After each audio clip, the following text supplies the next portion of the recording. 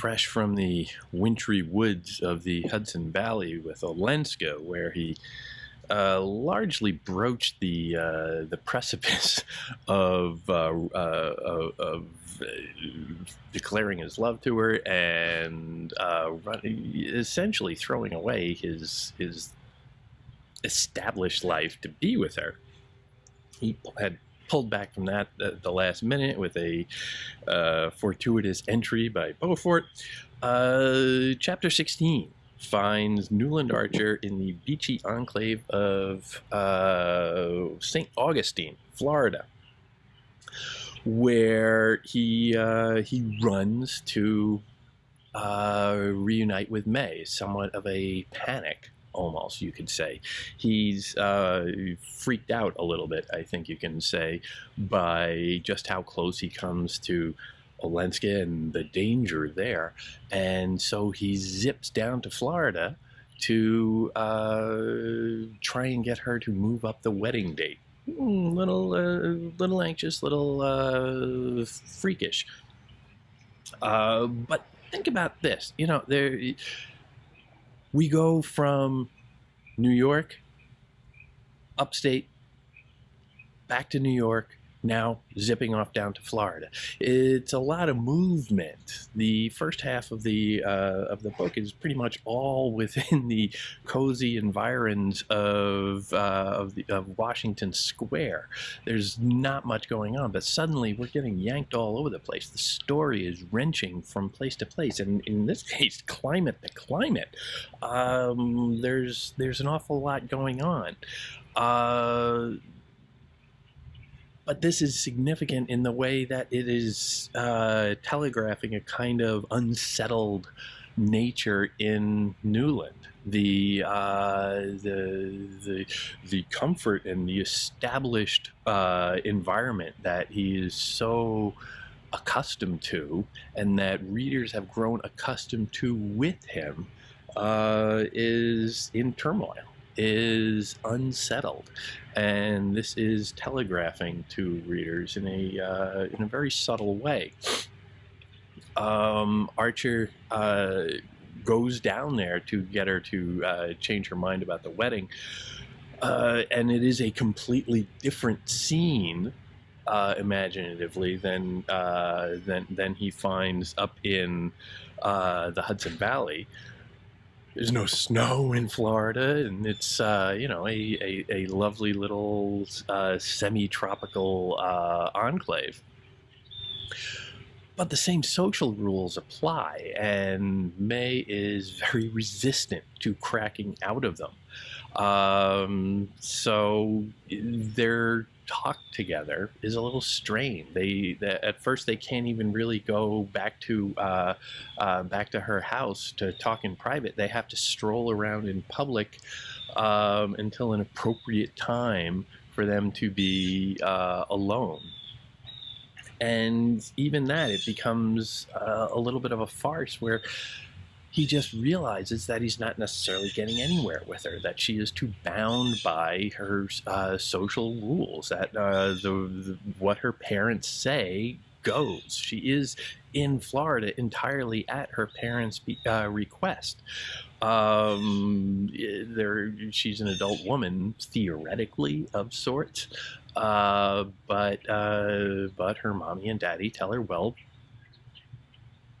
it's winter time, and this is when we go to St. Augustine, so you're coming with us. And that's the end of the discussion. And they're strolling around, and Archer's just, losing hope, perhaps, that he's going to be able to get her to change her mind.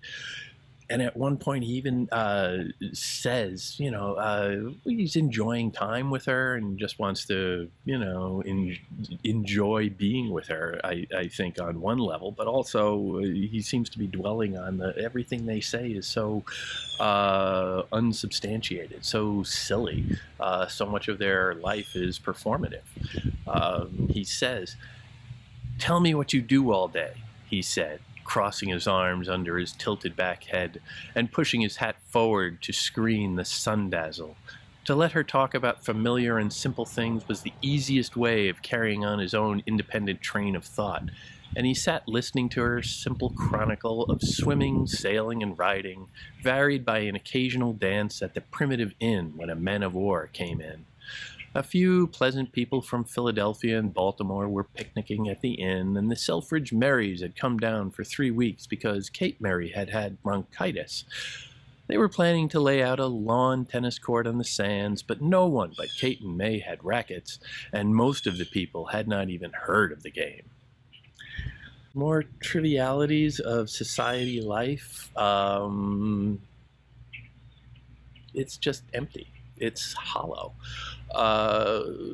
And Archer seems to know that. Archer invites that. He says, well, yeah, just tell me about your day. I know it's pointless. I know there's nothing interesting about it, but just yabber on for a little while, because that's going to let me dwell on my thoughts.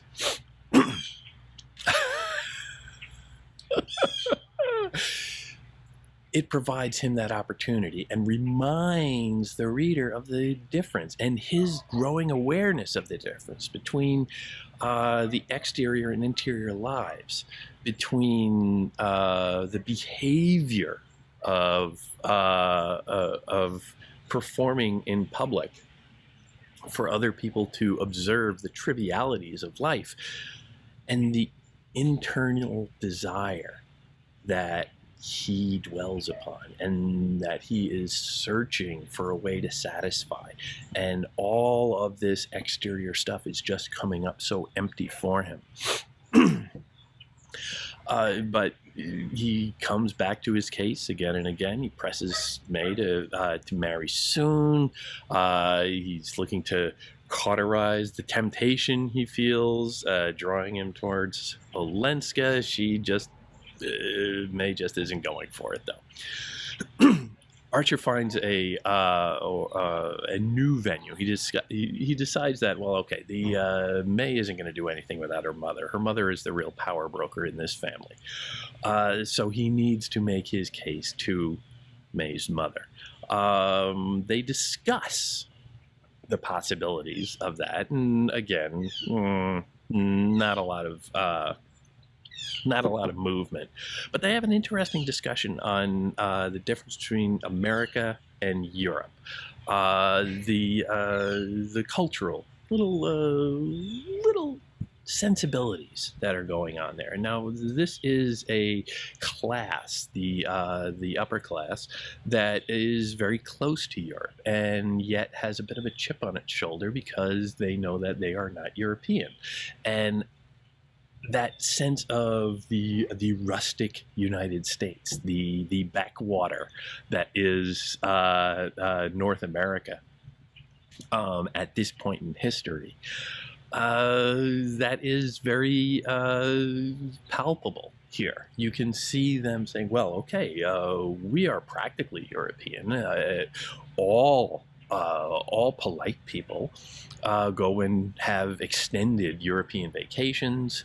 The notion of the grand tour upon reaching adulthood of sorts, or even at the tail end of adolescence, young men usually after they finish college would go and do like a 6-month tour of Europe to soak up some of the culture.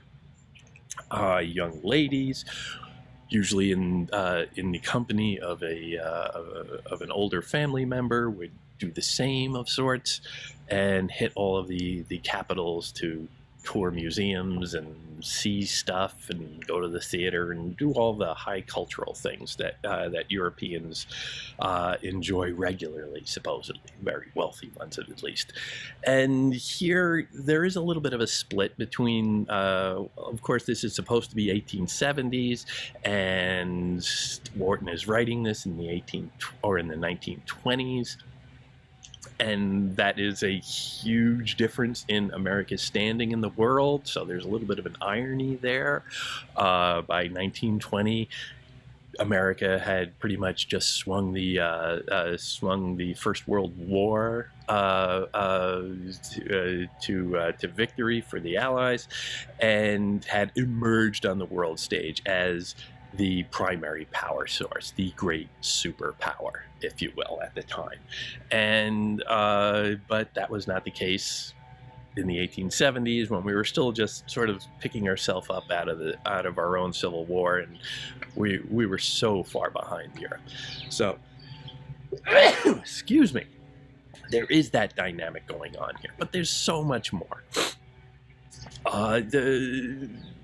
Especially in the question of morals, there's a significant difference, and they dwell on this in the question of divorce. But going back and forth between the two perspectives, the question of European morals versus American morals, and those are very different, especially at this time, on a superficial level at least. Toggling back and forth between these two frames of mind, between these two instincts, let's say, the European and the American, objectifies the two.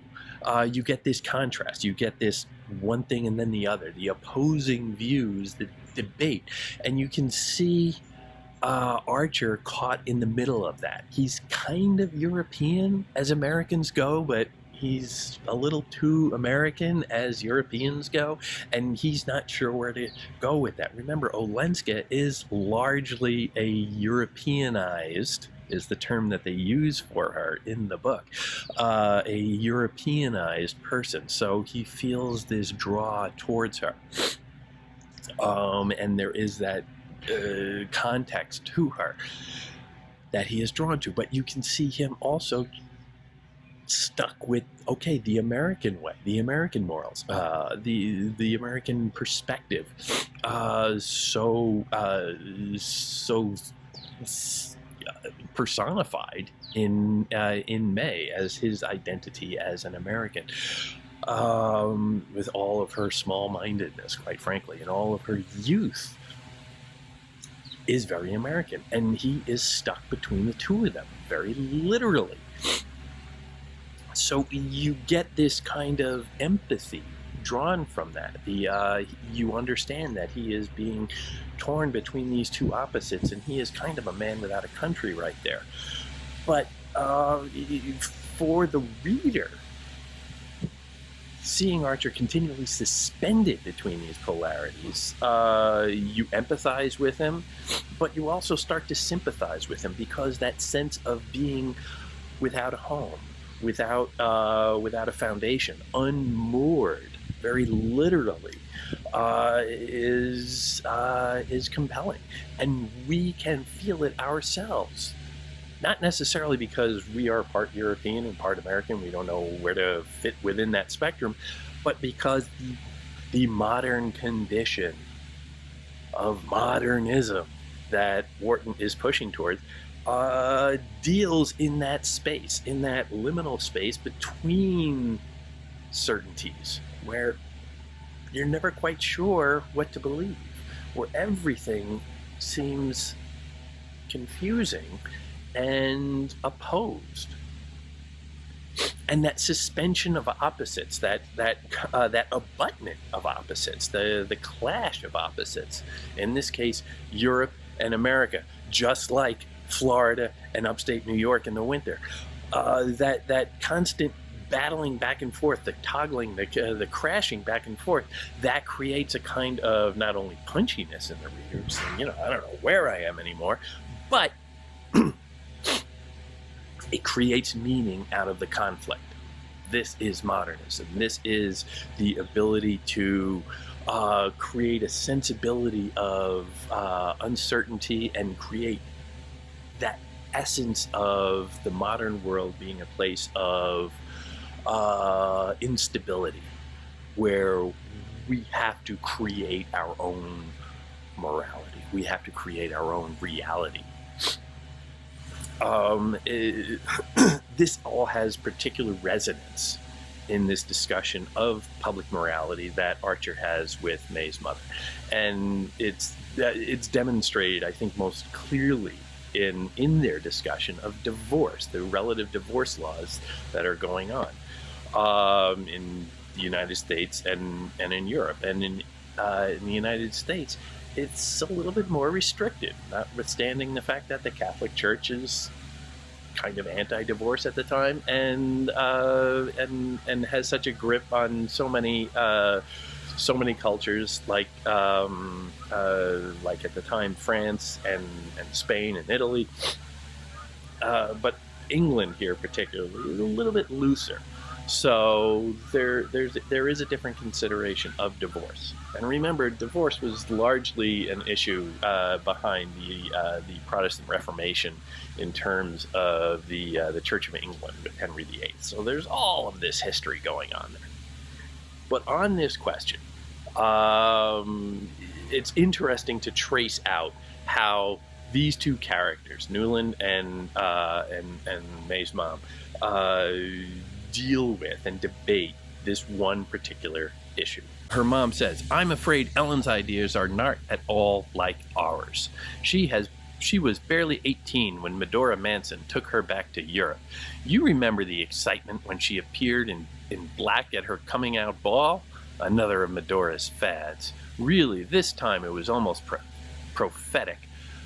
That must have been at least 12 years ago, and since then Ellen has never been to America. No wonder she is completely Europeanized." "But European society is not given to divorce," he says. Countess Olenska thought she would be conforming to American ideas and asking for her freedom. It was the first time that the young man had pronounced her name since he had left Skuytercliff, and he felt the color rise to his cheek. Mrs. Welland smiled compassionately. "That is just like the extraordinary things that foreigners invent about us. They think we dine at 2 o'clock and countenance divorce. That is why it seems to me so foolish to entertain them when they come to New York. They accept our hospitality and then they go home and repeat the same stupid stories." You can see the contrast between the two cultures going on there. You can see how Mrs. Welland is again a little chip on her shoulder. She knows, well, they say that we're backwater. They say that we eat dinner at 2 o'clock.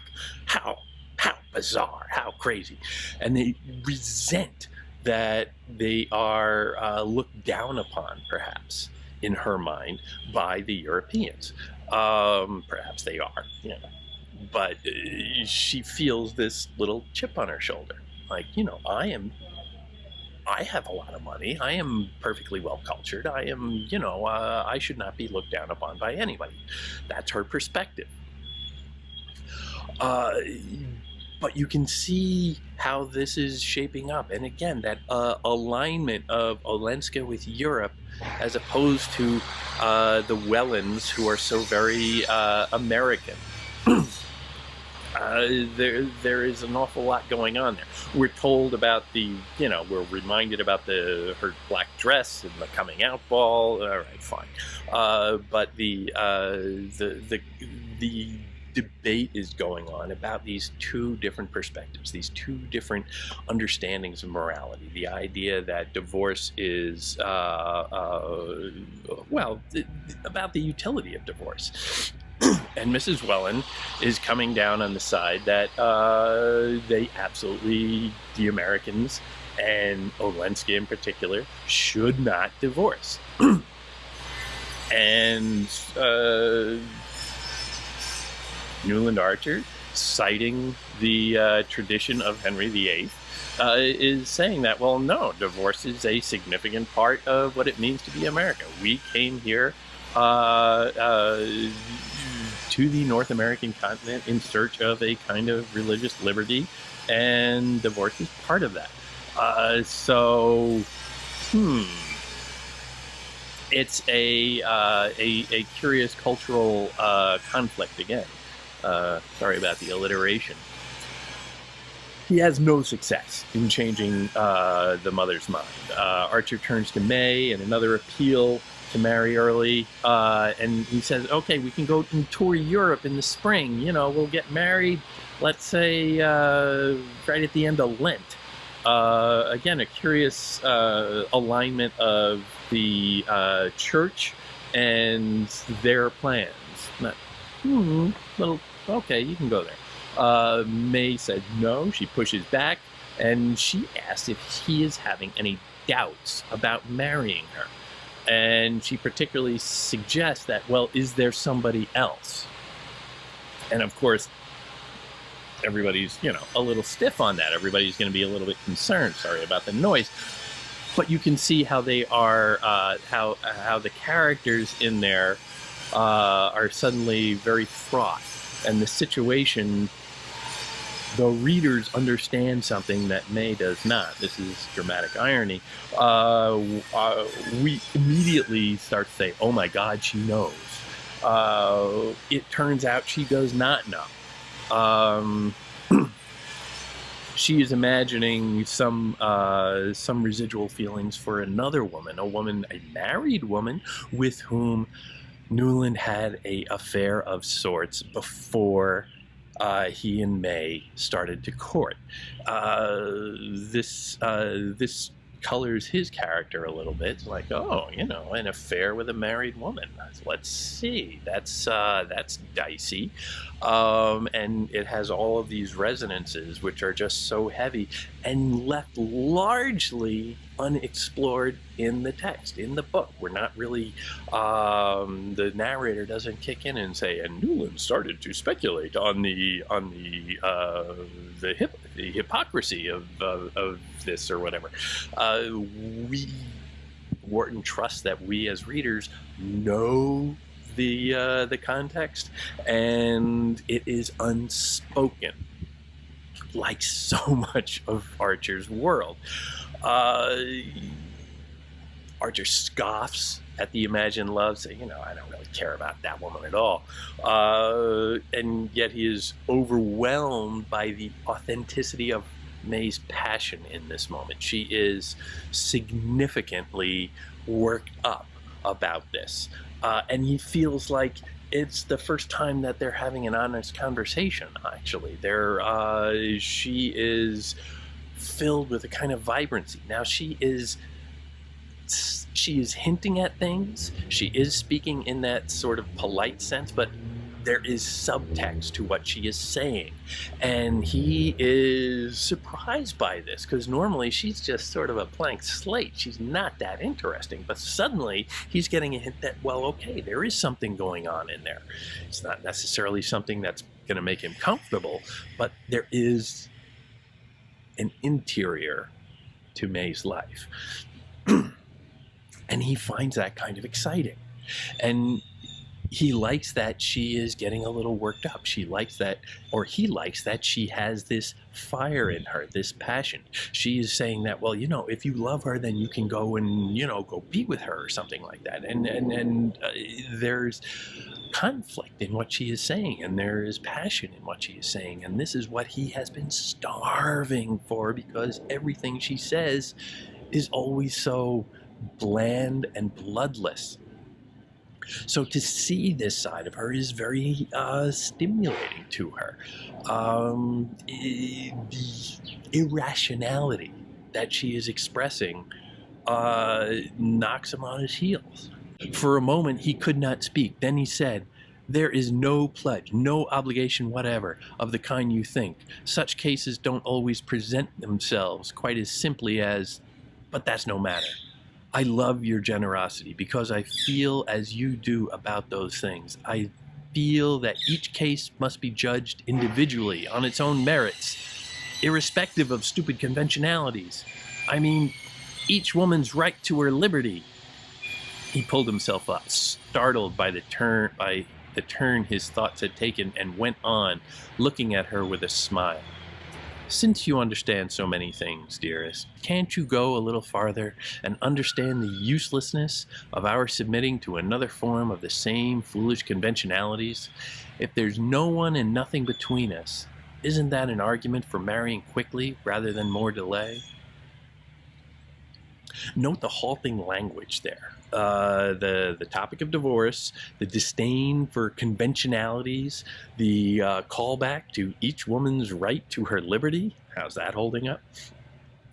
Also note the progression At the halting start, all the ellipses and the dashes at the beginning, the unfinished thoughts, the erraticism of it gives way to a smooth and deliberate rhetoric at the end, suggesting that Archer is coming to his senses.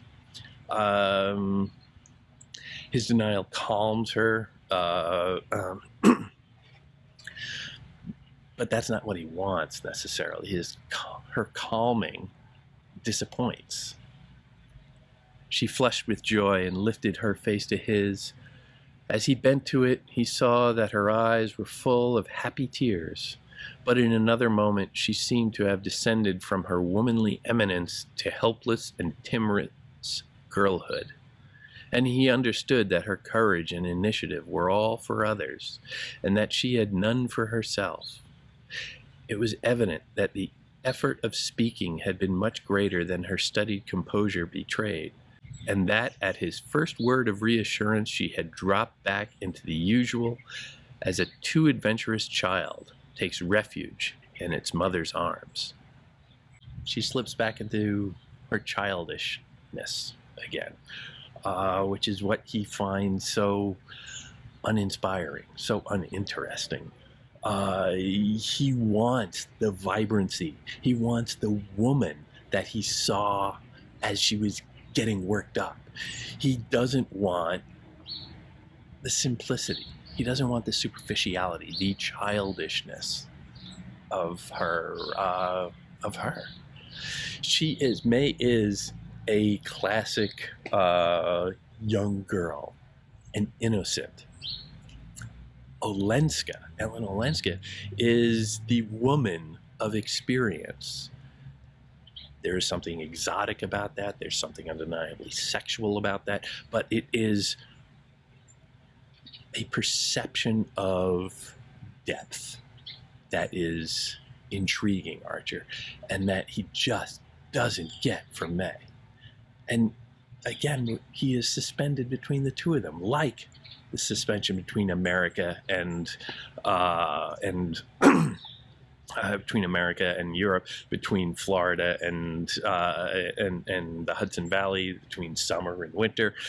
All of this is presented in very stark terms. It is a choice between the two, and he can't make either one, because his convention, his belief in society, his everything he knows is pushing him towards May.